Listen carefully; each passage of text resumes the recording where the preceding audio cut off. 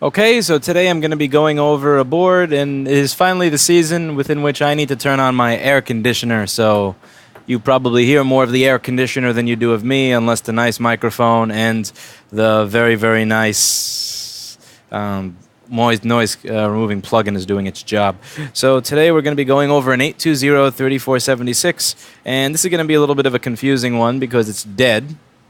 And it's dead for a strange reason that I can't figure out.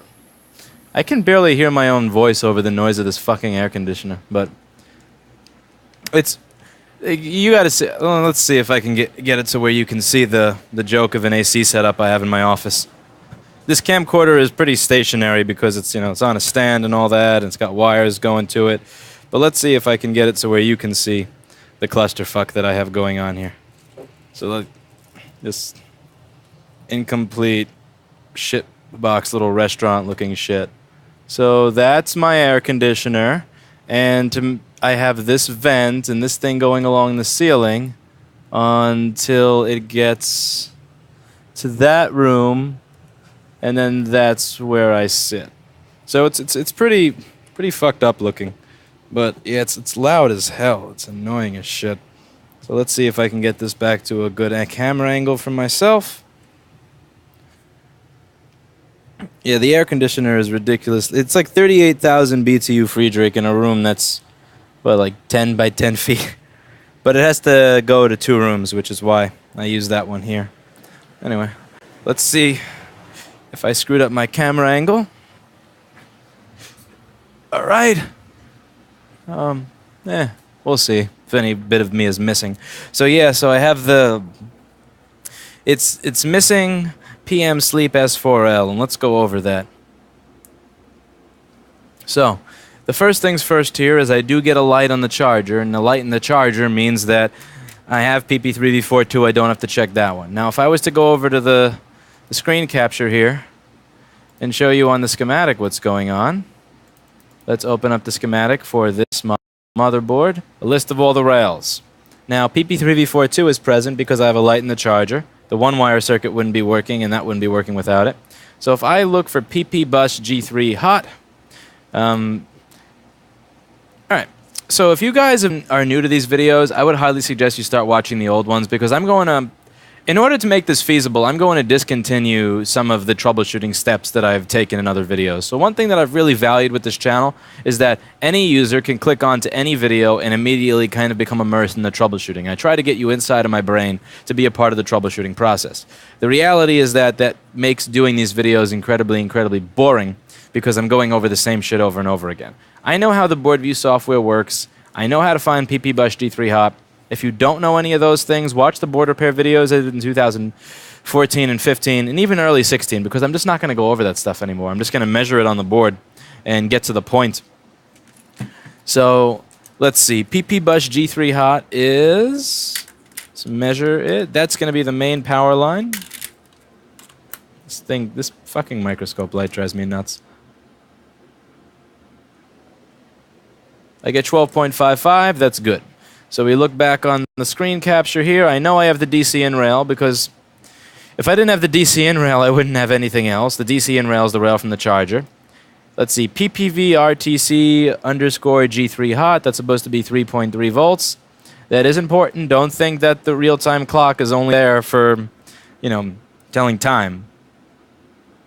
Let's see, PPV RTC is 3.3. PP5VS5 is, let's take a look at that. So PP5VS5 is, it's there. And now we go to PP5VS4, which I'm going to have to look up where that is because I honestly forget. So here's where you'll get to see the board view software in action.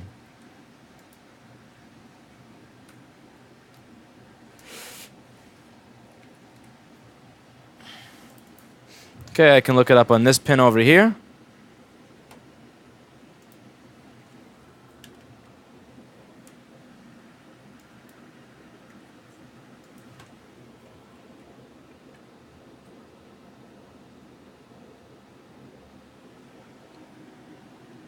Zero. So let's see what creates PP5VS4. So PP5VS4, let's go back over to the board view software. Alright, so this is responsible for PP5VS4. This is a buck converter. If you don't know how a buck converter works, watch my videos on that. So let's check. Now, I like to check the ends of the circuit, which has nothing. Now we're just going to check for a short to ground real quick, just to make sure there's no short to ground there. Go to resistance mode in the multimeter, put it in diode mode to get a quick measurement, put the red probe on ground, and without power being applied to the machine, put the black probe right here. No short to ground. So now we've checked the end of the circuit. Now, before we check everything in between, I like to check the beginning of the circuit. So EN1, you look up the datasheet for this chip. You don't even have to really do that, just common sense. Enable 1, enable 2. We have the enable for the power, the buck converter on this side. We have the enable for the buck converter on this side. So let's find out where our enable signal comes from. Again, I'm not going to check everything in between. I want to see where this enable signal comes from. This is where it gets tricky. So what makes this? Does this make it, or does this make it? So let's see where this comes from. Well, obviously, this can't be what's making it, because this is going through a no-stuff resistor that's not on the board to get here, right? No stuff. That means this is not here. If this is not here, then that means that this is irrelevant. So if R8176 is not present, then I don't give a fuck about P5VS4, RS3ND, because this is, again, it's not going to go anywhere. PM sleep S4L. Now, I'm not going to check the resistors in between and all that crap. I want to get to the start. I like to check the beginning of the circuit and the end. So it looks like PM sleep S4L comes from the PCH, so this is where this, quote-unquote, begins. What's with the transitions being slow as shit, too? Look at that. Like, I'm waving while I'm switching back and forth. It's kind of slow for a second there. Anyway, I'll figure out what the hell all this stuff is about eventually. So I'm going to look for PM sleep S4L.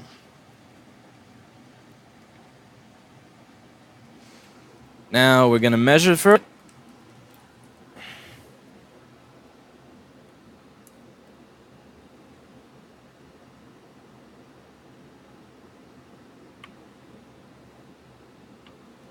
Hey, where the hell am I?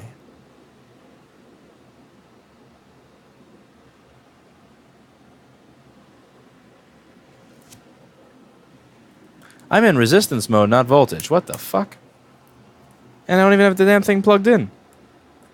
Okay, let's plug it in.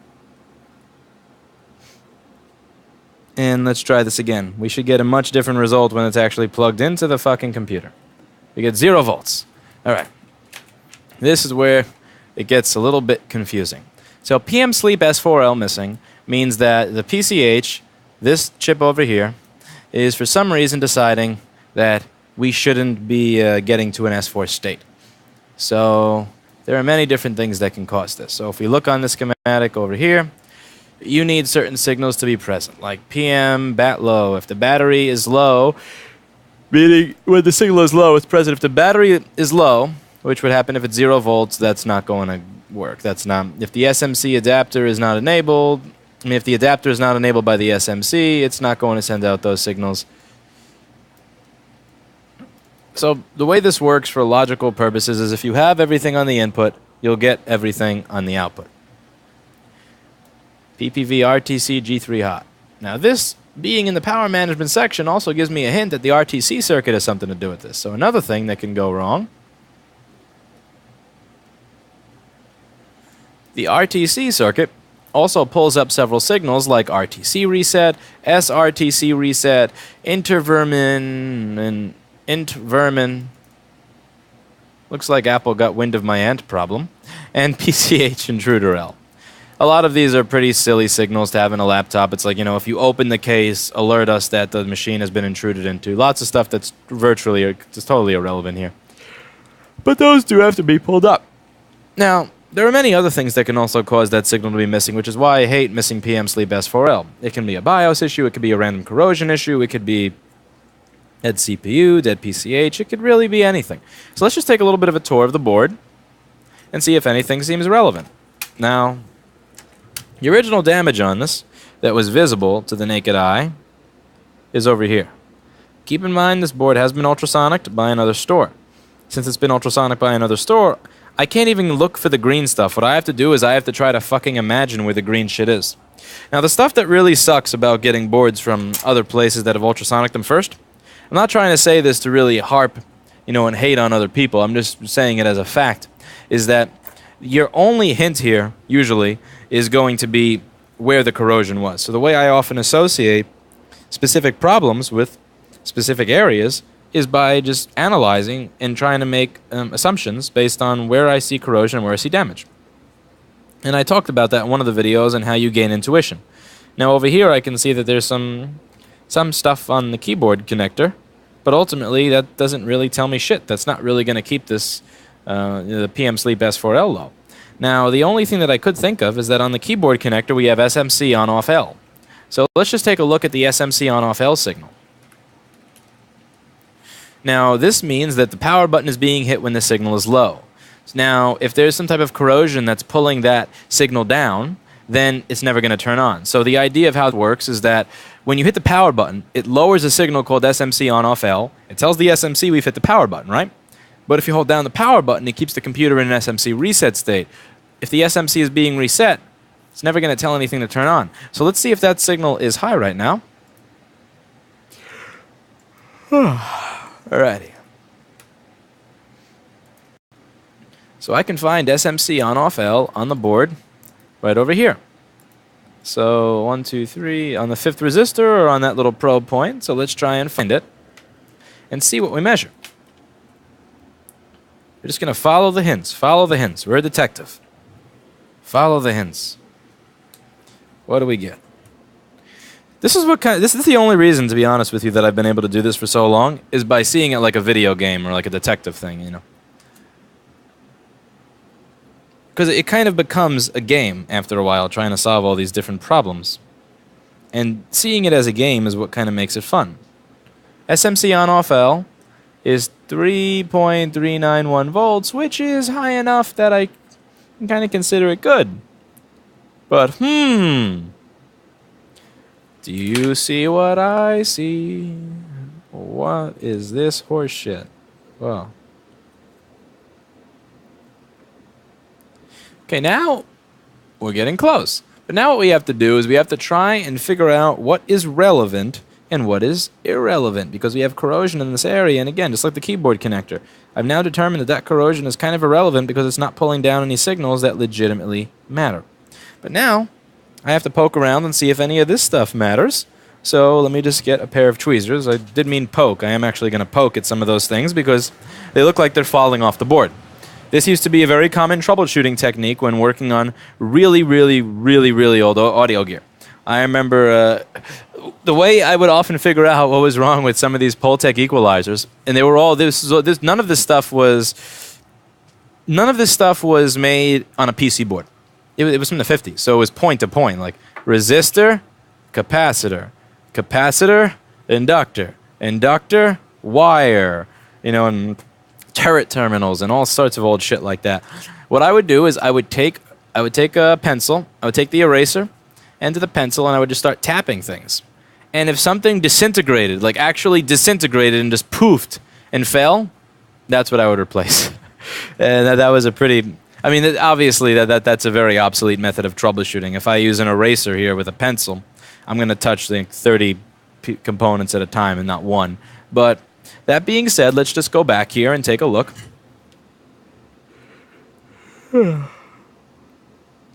Now, if I poke at this, it does have a little bit of a shit stain of solder holding it on.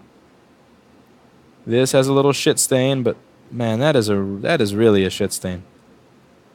Shit stain, whoa. So this is gone over here. All right, let's see what this is for. Let's see what this is for, and let's see what that's for. So let's see what those couple of things are for. So we're going to go back over to the board view software. SMC TCK, SMC TDI, SMC TDO, SMC TMS. So these are pull-up resistors, and the reason I call them pull-up resistors is because each one of these resistors is not in line in a circuit between one thing and another. It's not like between one signal and another signal. It's between a power rail and a signal. So that means that this is being used to pull up a signal. And these signals in this case is SMC TMS, SMC TDO, SMC TDI, and SMC TCK.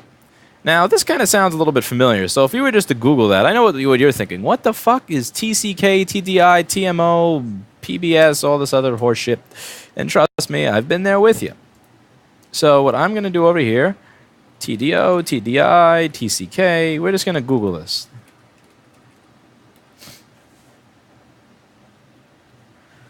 JTAG, technical overview.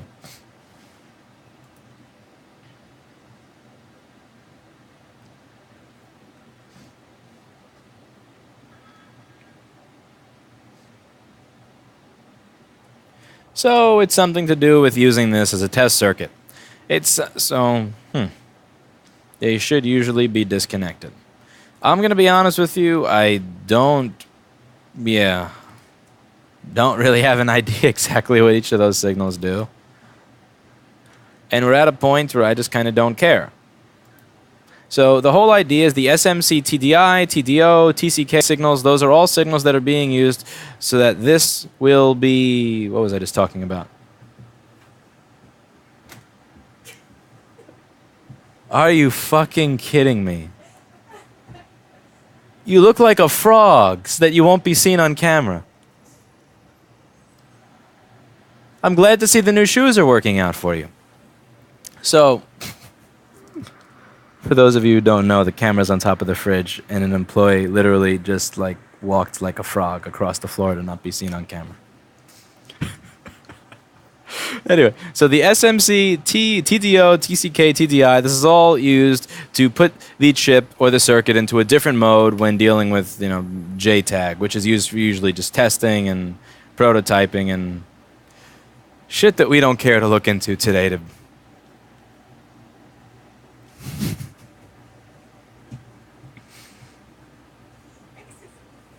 Exercise.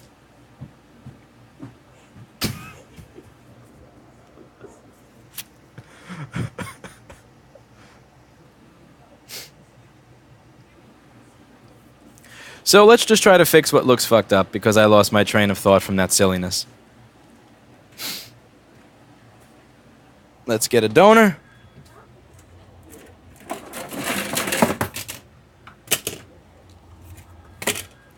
And what the hell, we'll even be nice and put some of this stuff back on. Like this over here. Let's see what that's for. I never actually checked. That's missing. So according to the board view software, SMC int L, it's all just stuff to set the mode. So since that's corroded and looks nasty and I don't really particularly feel like trusting it,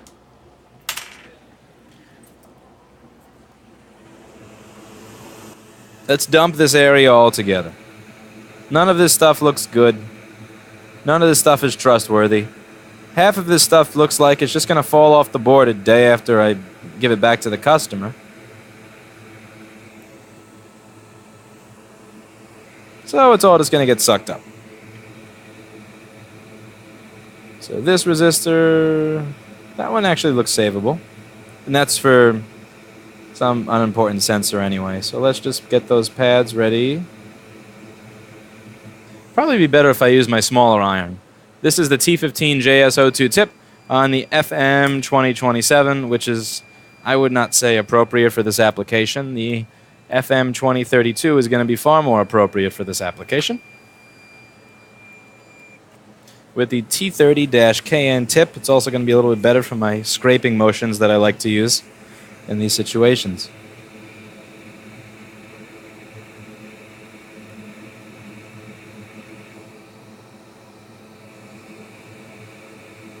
Yeah, that's what I'm going for. There we go. Goodbye, resistor. I don't even care if you were good, with the way you look, you got to go. Okay, next. Goodbye, resistors that set TCK and PBS and SM and all this other there. That's the thing. Sometimes you don't really have to know what it does. You just have to know if it's related or important. Do I want the system management controller to be in the right mode? I probably do. Do I know what the modes mean? Not Really? Could I figure it out? Sure. Do I care to waste precious time and resources on it? Not really. I need to save that brain space. I need to use that brain space for stuff that's going to make me money. Not this horse shit.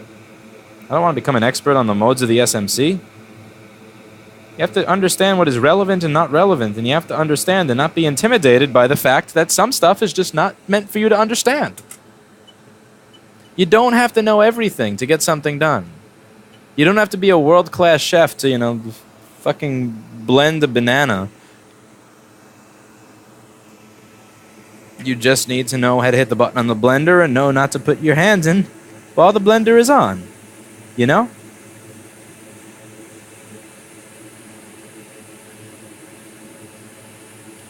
Trying to figure out what every single little thing does means that I will be qualified to fix this motherboard.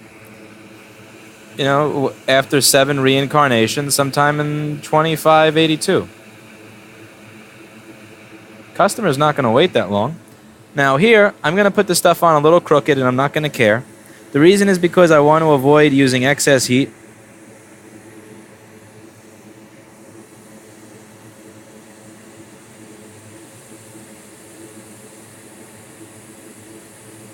So I'm just going to do it this quickly, and then at the end of it, I'm going to use some flux and then heat them all at once. It will all just come together. All I want to do is just get it so it's just on the board.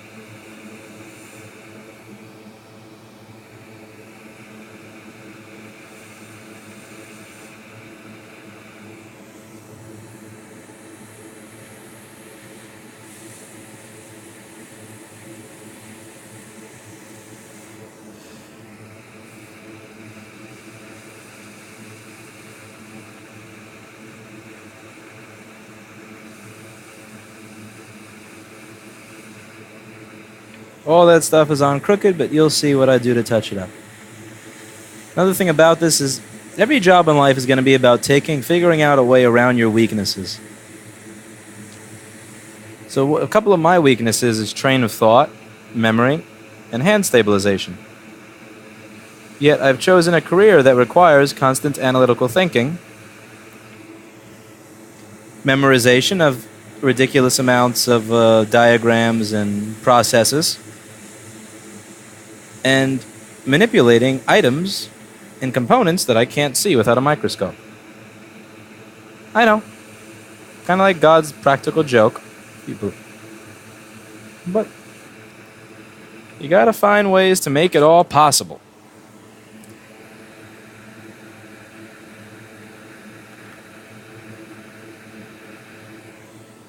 These are the ways that make sense for me. You'll find something that makes sense for you. Or maybe you won't have to because you won't suck at your job the same way that I do. Who knows?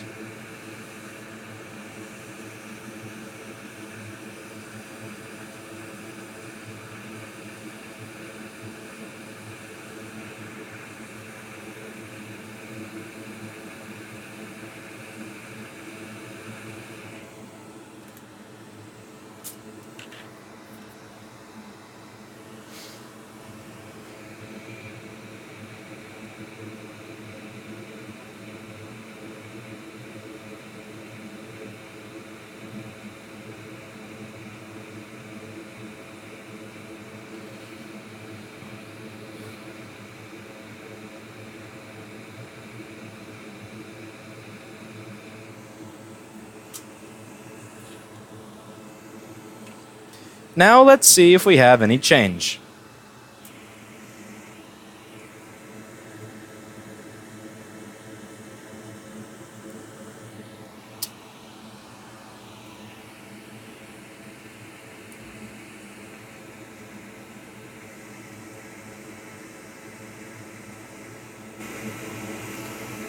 The fan has spun.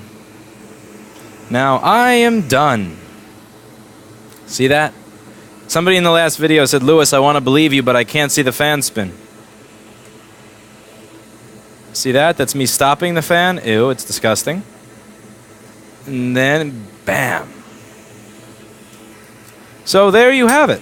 If the SMC is not in the right mode, that can keep it from sending signals to the PCH, or in this case, the CPU, because the PCH is integrated into the CPU, that will then keep it from turning on. So your PM sleep S4L missing can very well be from there. I don't know if I posted it yet. I don't know if I've even edited it yet. I hope I have. But I went over how PP3V3 SMC AV ref was actually keeping PM sleep S4L from going. I don't know if this is one I recorded and have to edit, one I've recorded and already uploaded, or one I didn't even record. Because sometimes I do these repairs without recording them. I hope I did, because that was a really genuinely useful video that I feel may actually help people. But yeah, if the SMC is not doing what it's supposed to, it's not going to send those signals to the PCH. Again, if we go over this page, if we go to this page where I was on before, what page was I looking for? Okay, I forget what I was talking about, but I know when I see it that it's going to come back to me. So I'm just going to keep searching. And eventually I'll see what I was thinking about. Here we go. If you look at this page, it's just, again, I don't want you to think, when you look at this, I don't want you to think that, like, I need to know what DSW vermin and sysac and blah means. I mean, you can look that up. Again, Intel does release a document. It's about 600-700 pages long. I go over it with everybody that came to Practical Board Repair School, and I was going over what a lot of these signals mean. But at the end of the day, I want you to look at big picture. I want you to be big picture thinking. What is going on when I look at this page? Not little things like clock run and Purdon and all this other horse shit. What is the main thing that you see when you look at this? It says system power management. All the ins are on the left. See all in. Well, there's one out over there, but fuck that. In. And then on this other side, you have out. What do you think has to happen here? When the signals come in, then the other signals go out. So where do these come from? Oh, they come from the SMC. Let's look at my SMC. Oh, there's a bunch of corroded shit on it. What is it around? Oh, that stuff is around tick, to-do, to me, and, I mean, it's around SMC TMI. What does that mean? I don't know. What does SMC? Let's look this up and see. What does SMC, TMC, or TMI, or TDI mean? It means too much information. Stuff that you don't need to care about. You just Google some of that stuff, and look, what does it say? It says that has to do with the mode that it's in. I'll run with that. I'll go with that. I'm not going to have to say, okay, what mode is the SMC? What are the different modes of it? No. Let's just stick to common sense here. It's meant to pull up the signal. If it doesn't pull up the signal, the SMC will be in a different mode than it was before. I don't know what the names of the modes are. I don't know what the different modes of the mode types are, but you know what I know? When the fan doesn't spin, that's SMC underscore fucked.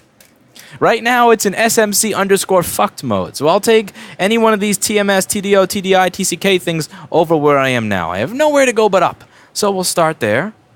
Now it works. Again, a lot of people say I try to pass myself off as some genius, and that's how I know that they don't watch the channel. The whole idea here is to dumb this stuff down to where a 9-year-old could do it without having any real formal education. I want you to be able to look at this and not be intimidated by it. I want you to look at this like it's like with big picture thinking, and just fucking own it and conquer it and be happy to walk away at the end of the day with something that works without having to understand what every single little detail here does. You have to understand some of it. You have to understand the big picture. You have to have the big picture thinking. But I don't want you to think that you have to understand everything. Because if you think you have to understand everything, then you'll start fixing boards just like me in the year 2583. But that's it for today. And as always, I hope you learned something.